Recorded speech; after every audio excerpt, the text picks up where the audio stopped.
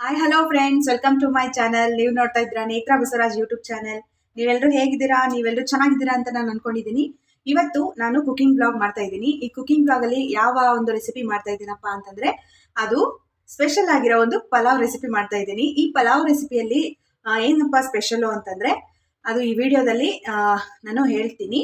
ಅದರ ಜೊತೆಗೆ ಈ ಪಲಾವ್ ಅಲ್ಲಿ ನಾನು ಸ್ಪೆಷಲ್ ಆಗಿ ಹಸಿ ಕೊಬ್ಬರಿಯನ್ನು ಯೂಸ್ ಮಾಡಿಕೊಂಡು ನಾನು ಈ ಪಲಾವ್ನ ಮಾಡ್ತಾ ಇದ್ದೀನಿ. ಹಾಗೆ ಡಯಟ್ ಮಾಡೋರಿಗೂ ಕೂಡ ಈ ವಿಡಿಯೋ ಹೆಲ್ಪ್ ಆಗುತ್ತೆ. ಯಾಕಪ್ಪ ಅಂತಂದರೆ ಇದರಲ್ಲಿ ನಾನು ಆಯಿಲ್ ತುಂಬ ಕಡಿಮೆ ಯೂಸ್ ಮಾಡಿಕೊಂಡು ಈ ಒಂದು ಪಲಾವ್ನ ಪ್ರಿಪೇರ್ ಮಾಡ್ತಾ ಇದ್ದೀನಿ. ಕಡಿಮೆ ಆಯಿಲ್ನ ಯೂಸ್ ಮಾಡಿಕೊಂಡು ಪಲಾವ್ನ ಮಾಡ್ಬೋದು. ಹಾಗೆ ಆ ಪಲಾವು ತುಂಬ ಟೇಸ್ಟಿಯಾಗಿ ಕೂಡ ಮಾಡ್ಬೋದು. ಟೇಸ್ಟಿಯಾಗಿಯೂ ಇರಬೇಕು, ಹಾಗೆ ನಾವು ಡಯಟಲ್ಲಿ ಕೂಡ ಇದು ಹೆಲ್ಪ್ ಆಗಬೇಕು ಅಂತ ನಾನು ಹೇಳ್ಬಿಟ್ಟು ನಾನು ಈ ಒಂದು ಪಲಾವ್ ರೆಸಿಪಿಯನ್ನು ಮಾಡ್ತಾ ಇದ್ದೀನಿ. ಇದು ನನ್ನ ಸ್ಟೈಲಲ್ಲೇ ನಾನು ಮಾಡ್ತೀನಿ. ಯಾವುದೇ ಒಂದು ರಿಸ್ಟ್ರಿಕ್ಷನ್ ಇಲ್ಲ, ಇದನ್ನೇ ಹಾಕಬೇಕು ಅದನ್ನೇ ಹಾಕಬೇಕು ಅಂತ. ನಮ್ಗೆ ಏನು ಬೇಕು ಅದನ್ನು ಸೇರಿಸ್ಕೊಂಡು ಈ ಪಲಾವ್ನ ರೆಡಿ ಮಾಡ್ಬೋದು. ತುಂಬ ಕಡಿಮೆ ಒಂದು ಇಂಗ್ರೀಡಿಯೆಂಟ್ಸ್ನ ಯೂಸ್ ಮಾಡಿಕೊಂಡು ಈ ಪಲಾವ್ನ ಮಾಡ್ಬೋದು. ಬ್ಯಾಚುಲರ್ಸ್ ಅಥವಾ ಅಡುಗೆ ಮಾಡೋಕ್ಕೆ ಬರದೇ ಇರೋರಿಗೂ ಕೂಡ ಈ ವಿಡಿಯೋ ಹೆಲ್ಪ್ ಆಗುತ್ತೆ. ಯಾಕಪ್ಪ ಅಂತಂದರೆ ಅಷ್ಟು ಈಸಿಯಾಗಿ ಮಾಡ್ಬೋದು ಈ ಪಲಾವ್ನ. ಹಾಗೆ ಆಯಿಲು ತುಂಬ ಕಡಿಮೆ ಯೂಸ್ ಮಾಡಿಕೊಂಡು ಈ ಪಲಾವ್ನ ಪ್ರಿಪೇರ್ ಮಾಡ್ಬೋದು ಅಂತ ನಾನು ಹೇಳ್ತಿದ್ದೀನಿ. ಬನ್ನಿ ವಿಡಿಯೋ ಸ್ಟಾರ್ಟ್ ಮಾಡೋಣ. ಹೆಂಗೆ ಮಾಡೋದು ಅಂತ ಹೇಳ್ಬಿಟ್ಟು ನಾನು ಈ ವಿಡಿಯೋದಲ್ಲಿ ತಿಳಿಸ್ತೀನಿ. ಬನ್ನಿ ವಿಡಿಯೋ ಸ್ಟಾರ್ಟ್ ಮಾಡೋಣ. ಮೊದಲಿಗೆ ಇಲ್ಲಿ ನಾನು ತರಕಾರಿಗಳನ್ನ ಕಟ್ ಮಾಡ್ಕೊಳ್ತಾ ಇದ್ದೀನಿ. ಇದು ಕ್ಯಾಪ್ಸಿಕಮ್ ಅಥವಾ ದೊಣ್ಣೆ ಮೆಣಸಿನ್ಕಾಯಿ ಅಂತಾರಲ್ವ, ನಮ್ಮ ಕಡೆ ಎಲ್ಲ ದೊಣ್ಣೆ ಮೆಣಸಿನ್ಕಾಯಿ ಅಂತಲೇ ಕರೆಯೋದು.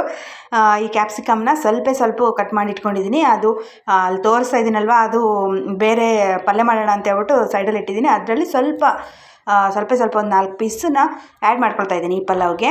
ಇದ್ರ ಜೊತೆಗೆ ಇದು ಹಸಿ ಕೊಬ್ಬರಿ ಅಂತ ಹೇಳಿದ್ನಲ್ವ, ಹಸಿ ಕೊಬ್ಬರಿನೂ ಚಿಕ್ಕದಾಗಿ ಕಟ್ ಮಾಡಿ ಇಟ್ಕೊಂಡಿದ್ದೀನಿ ಸೈಡಲ್ಲಿ. ಅದ್ರ ಜೊತೆಗೆ ಆಲೂಗಡ್ಡೆ, ಹಾಗೆ ಒಂದು ಸಣ್ಣದಾಗಿ ಹಚ್ಚಿರೋಂಥ 1-2 ಮೆಣಸಿನ್ಕಾಯಿ ಹಚ್ಚಿಟ್ಕೊಂಡಿದ್ದೀನಿ.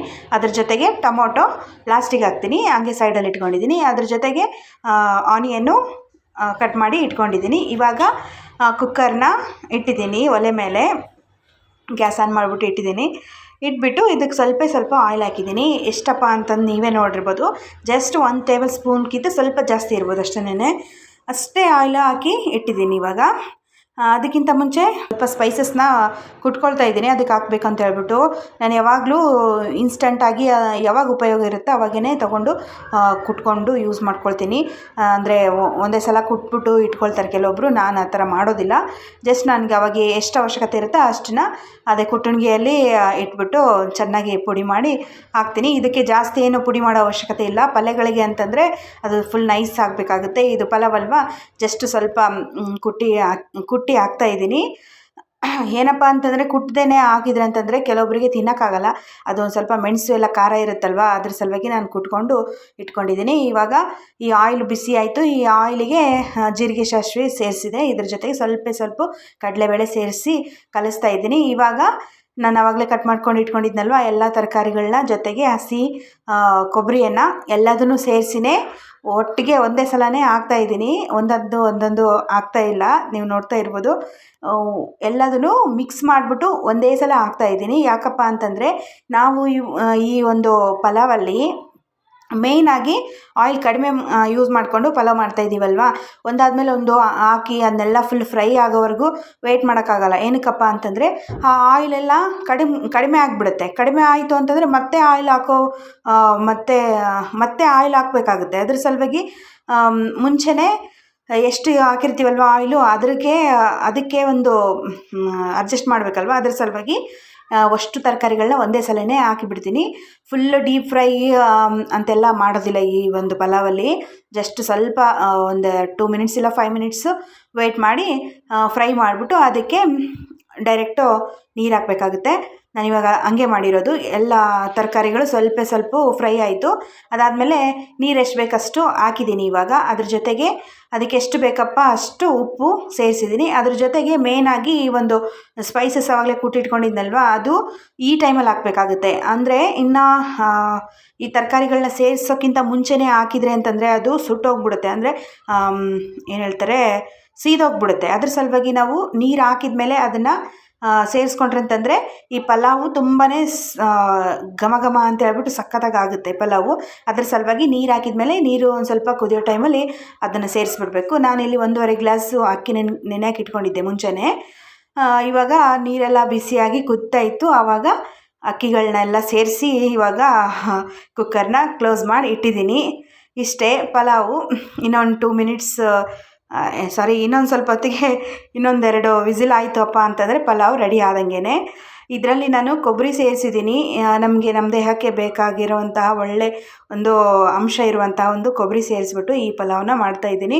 ಇದಕ್ಕೆ ಆಯಿಲ್ ಜಾಸ್ತಿ ಸೇರಿಸೋದ್ರಿಂದ ನಮಗೆ ವೆಯ್ಟ್ ಲಾಸ್ ಆಗೋದಿಲ್ಲ, ಬದಲಿಗೆ ವೆಯ್ಟ್ ಗೇನ್ ಆಗುತ್ತೆ. ನಾವು ವೆಯ್ಟ್ ಲಾಸ್ ಮಾಡ್ಕೋಬೇಕು ಅಂತಂದರೆ ತುಂಬ ಕಡಿಮೆನೇ ಆಯಿಲ್ ಯೂಸ್ ಮಾಡಿಕೊಂಡು ಪದಾರ್ಥಗಳನ್ನ ರೆಡಿ ಮಾಡ್ಕೋಬೇಕಾಗುತ್ತೆ. ಅದ್ರ ಸಲುವಾಗಿ ನಾನು ಈ ಒಂದು ಪಲಾವಲ್ಲಿ ಕಡಿಮೆನೇ ಆಯಿಲ್ ಹಾಕ್ಕೊಂಡು ಅದು ಸೀದೋಗ್ದೇ ಇರೋ ಹಾಗೆ ನಾನು ಒಂದು ಪ್ರೊಸೀಜರಲ್ಲಿ ನಾನು ಈ ಒಂದು ಪಲಾವ್ ಮಾಡಿದ್ದೀನಿ. ಇದರಲ್ಲಿ ಈ ಪಲಾವಲ್ಲಿ ಮೇಯ್ನಾಗಿ ಕೊಬ್ಬರಿ ತುಂಬ ಚೆನ್ನಾಗಿ ಟೇಸ್ಟ್ ಅನಿಸುತ್ತೆ ತಿನ್ನುವಾಗ. ಅದ್ರ ಜೊತೆಗೆ ಒಂದು ಸ್ಪೈಸಸ್ ಎಲ್ಲ ನೀರಲ್ಲಿ ಡೈರೆಕ್ಟ್ ನೀರಲ್ಲಿ ಹಾಕಿದ್ನಲ್ವ, ಅದು ಸ್ಮೆಲ್ಲೆಲ್ಲ ಸೂಪರಾಗಿ ಬರುತ್ತೆ. ಇವಾಗ ನೋಡ್ತಾ ಇರ್ಬೋದು ಫ್ರೆಂಡ್ಸ್, ನೀವು ಎಷ್ಟು ಚೆನ್ನಾಗಿ ಸ್ಮೆಲ್ಲು ಎಷ್ಟು ಚೆನ್ನಾಗಿ ಬರ್ತಾಯಿದೆ ನೋಡಿ. ನಿಮಗೆ ಗೊತ್ತಾಗೋದಿಲ್ಲ, ನನಗೆ ಗೊತ್ತಾಗುತ್ತೆ ಅಷ್ಟೇ. ಸ್ಮೆಲ್ಲೆಲ್ಲ ಸೂಪರಾಗಿ ಬರ್ತಾಯಿತ್ತು ನೋಡಿ.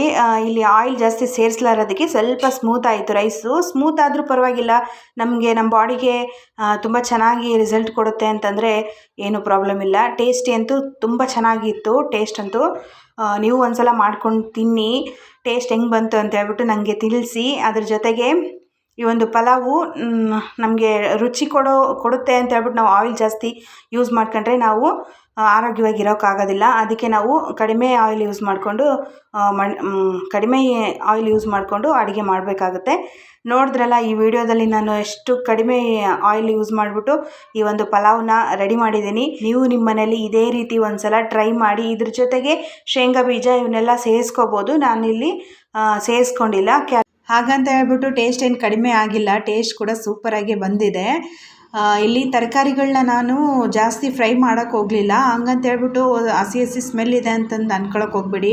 ಆ ಥರ ಹಸಿ ಸ್ಮೆಲ್ ಕೂಡ ಇಲ್ಲ. ತುಂಬ ಸೂಪರಾಗಿ ಬಂದಿದೆ ಟೇಸ್ಟು. ನೀವು ಟ್ರೈ ಮಾಡಿ. ಐ ಹೋಪ್ ಈ ವಿಡಿಯೋ ನಿಮ್ಗೆ ಇಷ್ಟ ಆಗಿದೆ ಅಂತ ಅಂದ್ಕೊಂಡಿದ್ದೀನಿ. ಮತ್ತೆ ಸಿಗ್ತೀನಿ. Love you all, take care.